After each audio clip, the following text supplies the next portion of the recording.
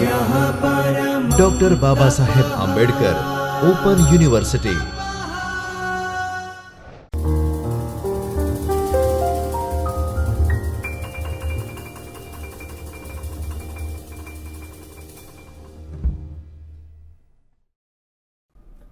नमस्कार। डॉक्टर बाबा Saheb Ambedkar open university के चैतन्य studio से आप सभी का बहुत बहुत स्वागत है। बीए द्वितीय वर्ष के छात्रों के लिए उनके 5वें प्रश्न पत्र हिंदी साहित्य का इतिहास एवं साहित्य परिचय भाग 1 के दूसरे खंड आदिकालीन साहित्य से 6वीं इकाई रासो काव्य के ऊपर आधारित आज का व्याख्यान है। मित्रों, आज के व्याख्यान में हमारा जो उद्देश्य है वो है रासो काव्य के स्वरूप को समझना, प्रमुख रासो काव्यों का परिचय प्राप्त करना और रासो काव्यों की विशेषताओं को जानना। सबसे पहले हम देखें कि रासो शब्द का अर्थ क्या है। आचार्य रामचंद्र शुक्ल ने कहा कि रसायन शब्द से रासो शब्द बना है। रसायन का अर्थ है रसयुक्त रचना और उसी से रासो शब्द बना है। आचार्य हजारी प्रसाद द्विवेदी मानते हैं रासक या रास शब्द से रासो शब्द बना है, जो कि संस्कृत की परंपरा से आता है। मित्रों, संस्कृत की नाट्यशास्त्रीय परंपरा में हमें जो रूपकों और उपरूपकों का विवरण मिलता है उसमें रासक भी एक उपरूपक माना गया है। तो वो एक नाट्य की एक विधा के रूप में या नृत्य की एक विधा के रूप में उसका वर्णन नाट्यशास्त्रीय ग्रंथों में मिलता है संस्कृत के। तो बहुत संभव है कि रासक शब्द ही बाद में कालांतर में अपभ्रंश होकर के या अपभ्रंश में आते आते रासो हो गया हो। और इससे इस बात की भी स्पष्टता ज़्यादा होती है कि जो रासो काव्य मिलते हैं उनका जो विविध स्वरूप मिलता है। आगे हम पढ़ेंगे कि 4 संस्करण मिले हैं इसके पृथ्वीराज रासो के। तो कैसे इतने संस्करण हुए? तो बहुत संभव है कि ये पृथ्वीराज रासो जो है वो रासक यानी कि कुछ खेले जाने वाली यानी नाट्य के रूप में प्रस्तुत की जाने वाली विधा होगी। और चूंकि वो चारणों के पास या जो उनके प्रस्तुतकर्ता थे उनके पास से गुजरते गुजरते कोई बहुत लंबे तरीके से खेलता था, कोई छोटे तरीके से छोटे रूप में खेलता था, तो उसके अनुसार उसके 4 संस्करण बने हैं। ये एक माने अनुमान किया जा सकता है। इस पर अभी पूरी तरह से शोध होना और निश्चितता होना बाकी है, लेकिन ऐसा माने बहुत संभव है। और ये रासक शब्द से रासों की व्युत्पत्ति मानना काफ़ी तर्कसंगत लगता है सांस्कृतिक दृष्टि से भी, ऐतिहासिक दृष्टि से भी देखने पर। तो रासो शब्द का ये अर्थ होता है। 3 तरह के रासो हमें अपनी साहित्यिक परंपरा में मिलते हैं। एक वीर गाथात्मक रासो, पृथ्वीराज रासो इत्यादि जिसमें आते हैं। फिर श्रृंगार परक रासो है जिसमें कि श्रृंगारिक वर्णन अधिक मिलते हैं।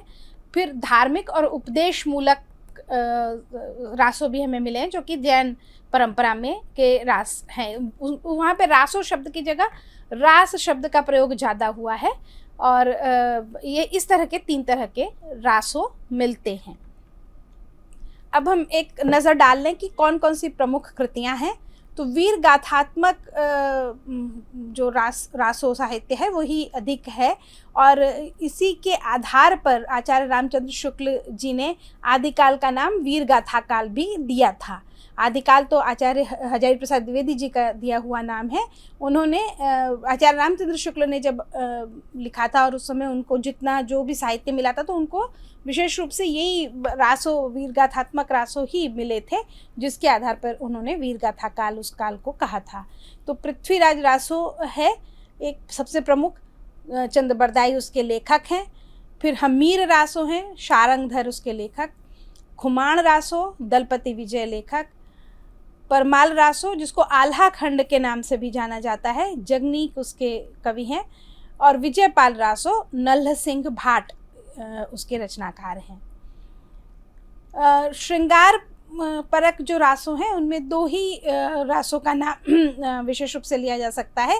एक बीसल देव रासो नरपति नाल्ह का लिखा हुआ, और दूसरा संदेश रासक, यहाँ पर रासो शब्द का प्रयोग नहीं है, रासक शब्द का प्रयोग है, जैसा जो आचार्य हजारी प्रसाद द्विवेदी की जो संकल्पना है उससे मेल खाता हुआ है। संदेश रासक, इसके रचयिता का नाम अद्दहमान या अब्दुल रहमान है।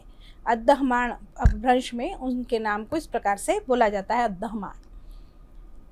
जैन परंपरा में जो धार्मिक और उपदेशात्मक रासो मिलते हैं रास नाम से, उसमें उपदेश रसायन रास है जिनदत्त सूरी का, चंदन बाला रास है कवि आसगु का, स्थूली भद्र रास है जिनधर्म सूरी का, भरतेश्वर बाहुबली रास है आचार्य शालिभद्र सूरी का, और रेवंत गिरी रास है विजय सेन का। इसमें से भरतेश्वर बाहुबली रास विशेष रूप से उल्लेखनीय है, इसकी बहुत चर्चा होती है और बहुत महत्वपूर्ण माना जाता है। साहित्यिक दृष्टि से भी ये अन्य रास काव्यों के अपेक्षा श्रेष्ठ ठहरता है।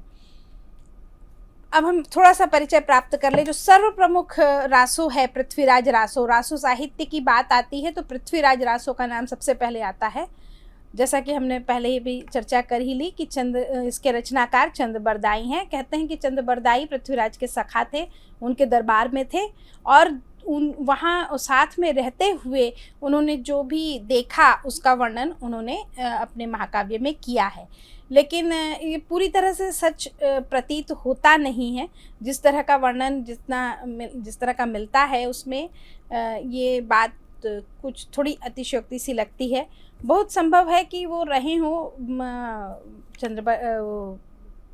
पृथ्वीराज चौहान के दरबार में, वो रहे हों, राजकवि रहे हों, लेकिन पूरी तरह से पृथ्वीराज के जीवन को देख करके ही उन्होंने लिखा हो ऐसा नहीं दिखाई पड़ता। रचना काल भी इसका विवादित है और जो उसमें घटनाएं वर्णित है पृथ्वीराज रासों में उसको देखते हुए और पृथ्वीराज चौहान जो वास्तविक ऐतिहासिक व्यक्ति थे उनका काल देखते हुए उसमें सामंजस्य नहीं बैठता है। लोगों के उसमें जो पात्र हैं, पृथ्वीराज रासों में जो पात्र हैं, उनका समय और पृथ्वीराज का समय अलग अलग ऐतिहासिक रूप से प्रमाणित है, तो उसमें संगतता नहीं है।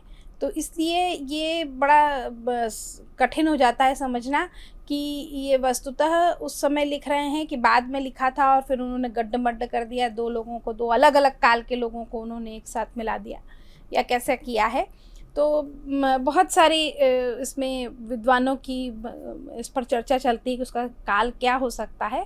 और 12वीं से 16वीं शताब्दी के बीच में कहीं पर भी इसको पृथ्वीराज रासो को रखते हैं अलग अलग विद्वान अलग अलग तर्कों के आधार पर 12वीं शताब्दी से लेकर के 16वीं शताब्दी के बीच में रखते हैं। माने कुछ का कहना है 12वीं शताब्दी की रचना है, कुछ लोगों ने 14वीं शताब्दी की माना है और कुछ लोगों ने 16वीं शताब्दी की भी माना है। लेकिन आम धारणा जो बनी है उसमें यही है कि 12वीं शताब्दी में संभवतः ये लिखा गया होगा। ये पृथ्वीराज का समय है 12वीं शताब्दी और उसी समय ये लिखा गया है, ऐसी आम धारणा है। लेकिन वैज्ञानिक रूप से बिल्कुल निश्चित तौर पर ये अभी नहीं तय हो पाया है कि ये सचमुच 12वीं शताब्दी की है या परवर्ती काल की, यानी 14वीं शताब्दी या उसके बाद भी लिखी गई हो सकती है। और इसका कारण ये भी है, जैसा कि मैंने पहले चर्चा की कि रासक से अगर ये निकला है तो हो सकता है कि जो अच्छा ये भी हमको ध्यान रखनी चाहिए बात कि जिस समय पृथ्वीराज 12वीं शताब्दी रहा हो या 14वीं शताब्दी भी रहा हो तो भी किताबें छपती नहीं थी, है ना। जो भी काव्य होता था वो मौखिक रूप से ही संचरित होता था, चाहे वो संस्कृत का काव्य हो या देशी भाषाओं या अपभ्रंश का काव्य हो या जो हिंदी बन रही थी उसमें बनना शुरू हुई थी वो काव्य सभी का एक तो पद्य में रचनाएं होती थी, काव्य ही होते थे, गद्य रचनाएं बहुत कम होती थी। और जो भी रचनाएं होती थी वो कवि स्वयं याद रखते थे और फिर उनके शिष्य प्रशिष्य होते थे जो कि उसको याद करते थे और प्रचारित करते थे। तो जब भी लोगों के बीच में अगर सुनाया जाता था, यद्यपि पृथ्वीराज रासो या रासो कोई भी रासो साहित्य है वो मुख्य रूप से दरबारी साहित्य है, वो बहुत आमजन के बीच में नहीं लिखा गया है, लेकिन तब भी 12वीं शताब्दी में भी संस्कृत का बोलबाला था, संस्कृत अधिक प्रतिष्ठित भाषा थी और उसका ज़्यादा सम्मान था। तो संस्कृत विद्वानों की और प्रतिष्ठा की और राजकुल की भाषा मानी जाती थी। उस अपभ्रंश या हिंदी जो बन रही थी वो अभी भी लोकजन की, वो लोक भाषा के अधिक करीब थी और लोगों के अधिक करीब थी। तो हम ये कल्पना कर सकते हैं कि ये पृथ्वीराज चौहान के दरबार में होने के बावजूद चंद्रबरदाई के जो श्रोतागण थे वो आम लोग भी हो सकते हैं, इसीलिए उन्होंने ऐसी भाषा में जो कि संस्कृत के इतर भाषा, लोक भाषा के करीब पड़ती है, उसमें लिखा।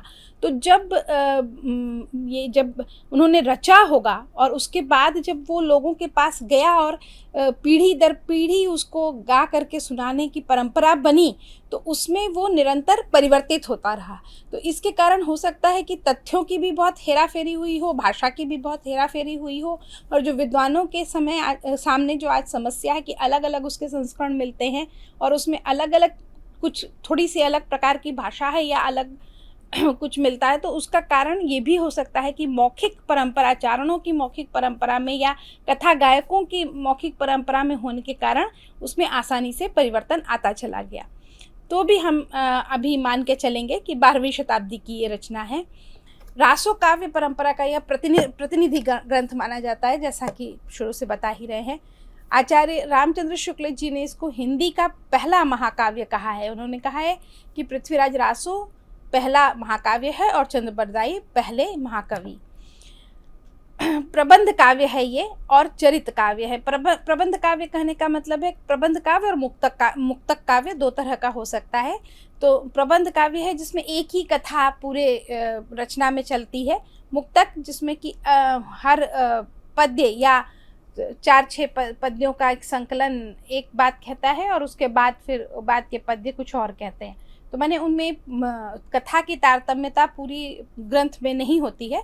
प्रबंध में पूरे ग्रंथ में एक ही कथा चलती है, मैंने एक ही चरित नायक होगा या जिसके जो भी कथा है वो पूरा शुरू से लेकर के अंत तक, ग्रंथ के आरंभ से अंत तक वो एक सिलसिले में चलेगी या एक ही से जुड़ी, कड़ी से कड़ी जुड़ी हुई रहेगी।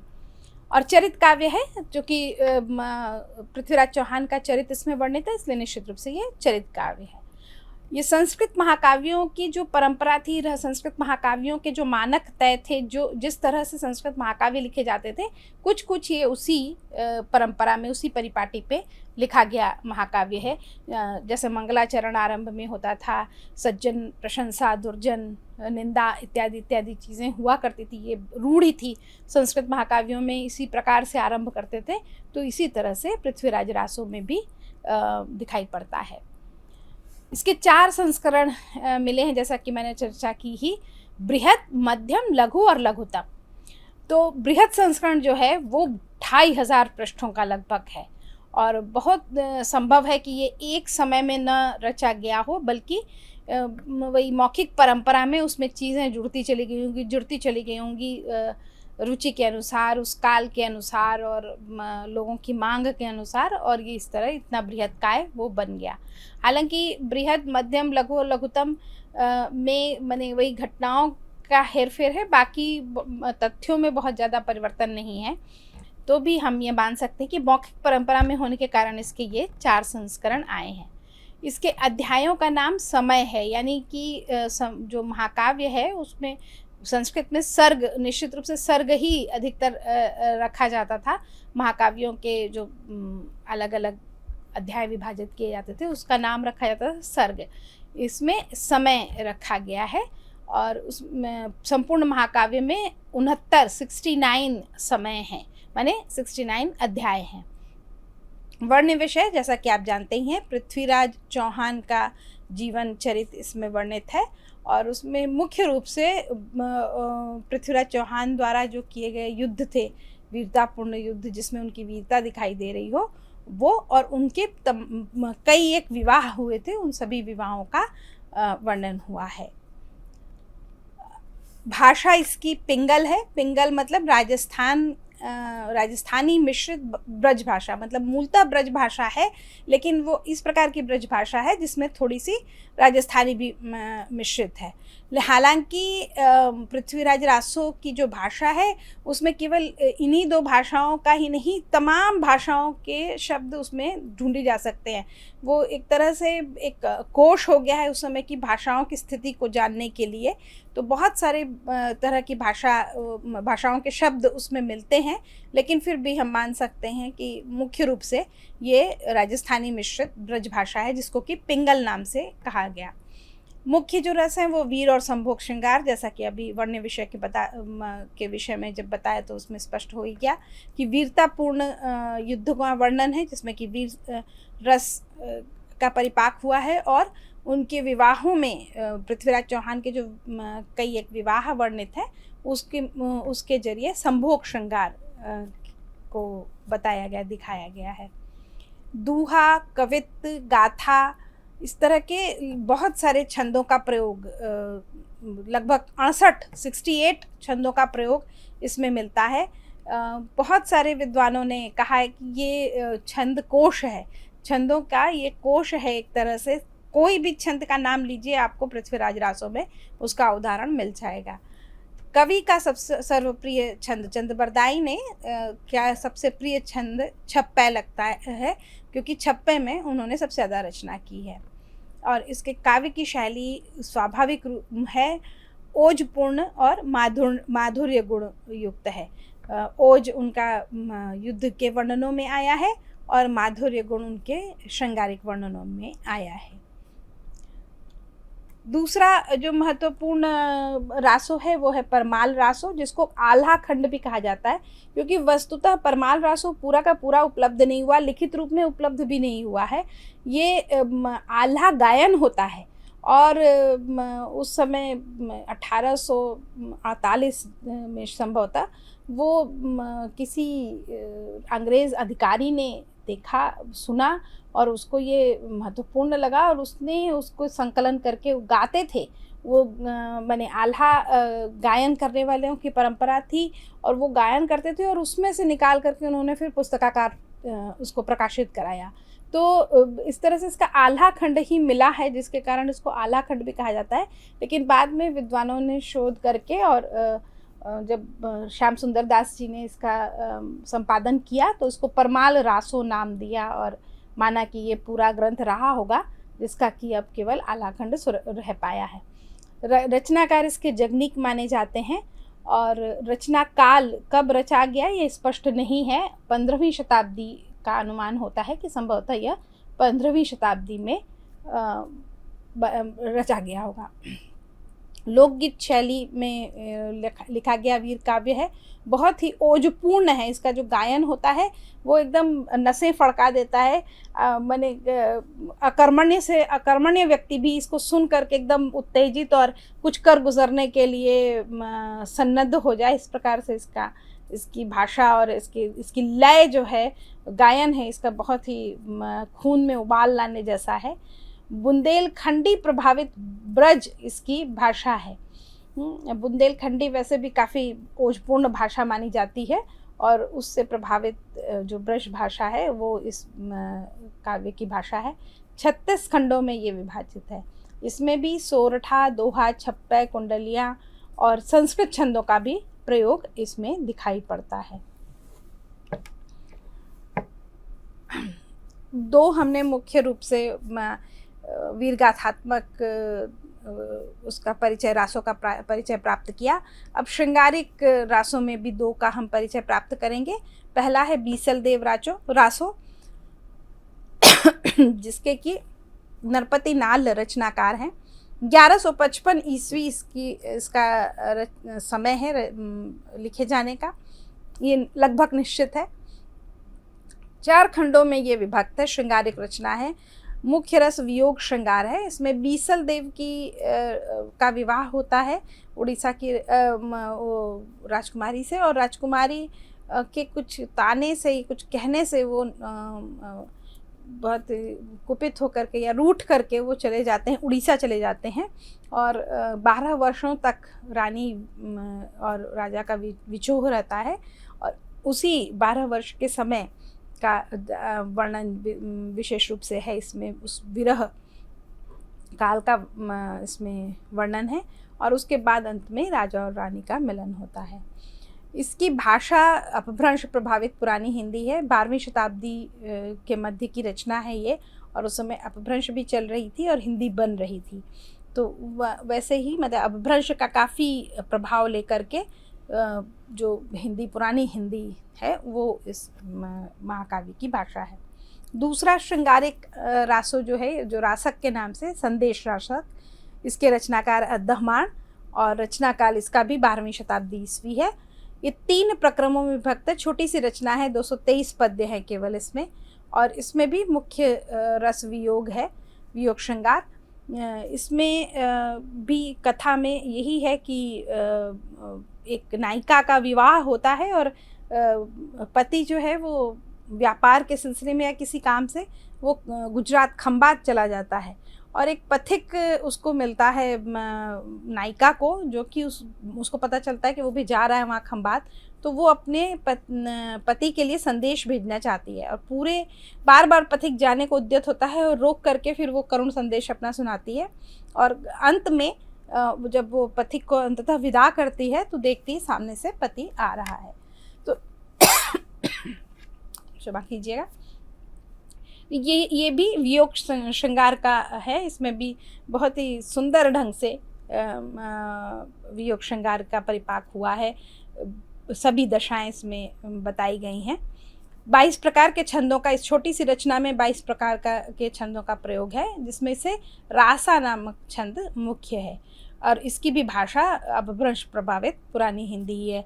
दोनों बीसलदेव रासो और संदेश रासक का रचना काल लगभग एक साथ है, बहुत ज़्यादा माने बहुत कालांतर की रचनाएं नहीं हैं, लगभग एक समय की रचना है, और इसीलिए एक तरह की भाषा का प्रयोग उसमें दिखाई पड़ता है। अब हम 2 ऐसे जो उपदेश मूलक हैं रासो, है ना, जो धार्मिक रासो हैं, धर्म की स्थापना के लिए मुख्य रूप से रचे गए जैन परंपरा के, वो उनका परिचय प्राप्त करेंगे। तो उसमें एक पहला है भरतेश्वर बाहुबली रास, बहुत ही महत्वपूर्ण रास है ये। शालिभद्र सूरी इसके रचनाकार हैं, 12वीं शताब्दी ईस्वी की ये भी रचना है, और कहते हैं कि जैन साहित्य की रास परंपरा जो है ये इसी रास से शुरू होती है, माने ये पहला रास है जैन परंपरा में। इसमें भी मुख्य रस वीर है, क्योंकि भरत और बाहुबली का इसमें विवाद या युद्ध दिखाया है, लेकिन फिर ये इस युद्ध की परिणति भरत की मृत्यु से होती है। बाहुबली के बड़े भाई हैं वो, और इससे बाहुबली के मन में बहुत वैराग्य उत्पन्न होता है, और अंततः इस रास का जो समापन है वो शांत रस में होता है। तो इस तरह से मैंने उन्होंने इसमें अहिंसा का उपदेश, एक तरह से जो जैन धर्म के जो शिक्षाएं हैं, जो उनके उपदेश हैं, वो इसमें अंततः उसको प्रमाणित किया है या उसको बताया है। चौपाई, रास, दोहा आदि छंदों का प्रयोग इसमें दिखाई पड़ता है।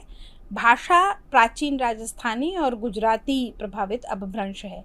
मित्रों ये ध्यान रखिए, 12वीं शताब्दी में अभी हिंदी पूरी तरह से नहीं बन पाई थी, और अपभ्रंश चल रही थी। अपभ्रंश से धीरे धीरे हिंदी की ओर बढ़ रहे थे, और उसी संधि काल की ये भाषाएं हैं, ये सभी जो रास हैं उसकी भाषा उसी संधि काल की है, जब भी अपभ्रंश के कुछ तत्व भी भाषा में रह गए थे और हिंदी के भी कुछ तत्व आने शुरू हो गए थे। तो ये भरतेश्वर बाहुबली रास है, महत्वपूर्ण रास है। दूसरा जो एक महत्वपूर्ण रास जैन परंपरा का है वो चंदन बाला रास है। हालांकि और भी जो रास है, उपदेश रसायन रास, ये सब भी महत्वपूर्ण है। उपदेश रसायन रास जो है वो मुक्तक है, ये सभी प्रबंध है। इसमें सभी में एक कविता, एक कहानी चलती है, एक किसी चरित नायक का चरित्र चलता है, लेकिन उपदेश रसायन रास जो है उसमें मुख्य रूप से जैन धर्म की शिक्षाएँ हैं, जैन धर्म के संबंध में उपदेश दिया गया है। तो वो उसमें मुक्तक है, उसमें अलग अलग पद्यों में अलग अलग शिक्षाओं की बात की गई है, तो वो एक मुक्तक रास है। बाकी सभी जिनका नाम लिया हमने अभी, जहाँ जितने के विषय में पढ़ा, वो सभी प्रबंध रास हैं। तो चंदन बाला रास के रचयिता हैं कवि आसगु। इनका भी रचना काल जो है 12वीं 13वीं शताब्दी के आसपास है, 1200 ईस्वी। और 35 पद्य हैं सिर्फ इस खंड काव्य में, छोटा सा एकदम खंड काव्य है ये, करुण मुख्य रस है इसका। और इसमें चंदन बाला नाम की राजकुमारी के भाग्य का वर्णन है, जो उसका दुर्भाग्य एक तरह से कहना चाहिए, उसका करुण वर्णन है। और अंततः फिर वो उसका इसकी भी परिणति शांत रस में होती है। चंदन बाला वैराग्य के लिए प्रस्तुत होती है, तो ये भी अंत में शांत रस की ओर बढ़ता है करुण रस से। चौपाई, दूहा आदि छंदों का प्रयोग इसमें दिखाया है और अपभ्रंश इसकी भाषा है, जैसा अपने समकालीन दूसरे रचनाओं के जैसे। रासो काव्य की जो प्रमुख विशेषताएं हैं एक बार हम थोड़ा सा जान लें। रासो काव्य जो है वो ऐतिहासिकता भी उनमें है और कल्पना भी है, माने एकदम इतिहास नहीं है ऐसा नहीं है। जैसे पृथ्वीराज रासो में पृथ्वीराज चौहान एक ऐतिहासिक व्यक्ति हैं, उनके जो युद्ध हैं उनमें से कुछ युद्ध सचमुच हुए थे, कुछ हो सकता है कि कवि की कल्पना हो, लेकिन अधिकतर युद्ध उन्होंने किए थे। गोरी के साथ उनका 3 बार का युद्ध दिखाया है, लेकिन वस्तुतः शायद 2 बार ही हुआ था ऐतिहासिक दृष्टि से, लेकिन ये तो मानना पड़ेगा कि वो युद्ध हुए थे। तो इस तरह से ऐतिहासिकता होती है, लेकिन कल्पना का भी बहुत है, इसमें कल्पना का भी सम्मिश्रण है, कल्पना भी मुक्त रूप से कवि ने की है। फिर ये प्रशस्ति काव्य है, ये दरबारी काव्य है, किसी राजा के आश्रम में लिखा गया है, तो इसलिए इसमें प्रशस्ति अवश्य, माने राजा की प्रशंसा, इस प्रकार का ये काव्य लिखा जाता है कि जिससे कि राजा के अधिक गुणों के विषय में बताए, उनकी प्रशंसा हो। युद्ध और प्रेम का वर्णन ये मुख्य रासों का है, या तो युद्ध होगा या प्रेम होगा, या दोनों, माने वीर और श्रृंगार पर ही आधारित मुख्य रूप से रासो काव्य हैं। और प्रबंध, खंड और मुक्तक काव्य तीनों रूप में मिलते हैं, जैसा कि मैंने बताया कि अधिकतर तो प्रबंध ही हैं, फिर खंड है, एक चंदन बाला रास जो है छोटा सा, जो वो खंड काव्य है, और मुक्तक काव्य उपदेश रसायन रास जो है वो मुक्तक काव्य है। एक इसका अभिव्यंजना पक्ष के विषय में हम थोड़ा सा जान लें। भाषा डिंगल और पिंगल, डिंगल में राजस्थानी मिश्रित है, ब्रजभाषा के मिश्रण से जो भाषा बनती है वो पिंगल है, और विभिन्न भाषाओं से विविध शब्दों का ग्रहण किया है। तो इस तरह से ये भाषाओं के दृष्टि से ये काफ़ी महत्वपूर्ण साहित्य बनता है। सभी पारंपरिक अलंकारों का प्रयोग है, उपमा, उत्प्रेक्षा और अतिशयोक्ति काफ़ी प्रयोग हुआ है। छंद में भी विविधता है, जैसा कि कहा कि पृथ्वीराज चौहान तो बिल्कुल छंदों का कोश बन गया है।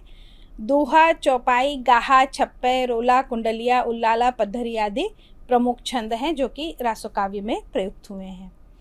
मित्रों, आज का ये व्याख्यान हम यहाँ पर समाप्त करते हैं। रासो के संबंध में एक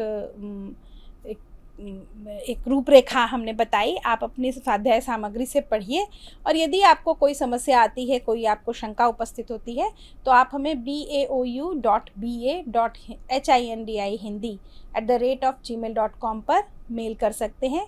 ईमेल करते समय अपना पूरा नाम, मोबाइल नंबर, रजिस्ट्रेशन नंबर, अभ्यास केंद्र का, आपके स्टडी सेंटर का नाम और कोड, और आपने जो आपका जो कोर्स है उस कोर्स का नाम जरूर लिखें। तो अपना अध्ययन आरंभ कीजिए। बहुत बहुत शुभकामनाएं। नमस्कार।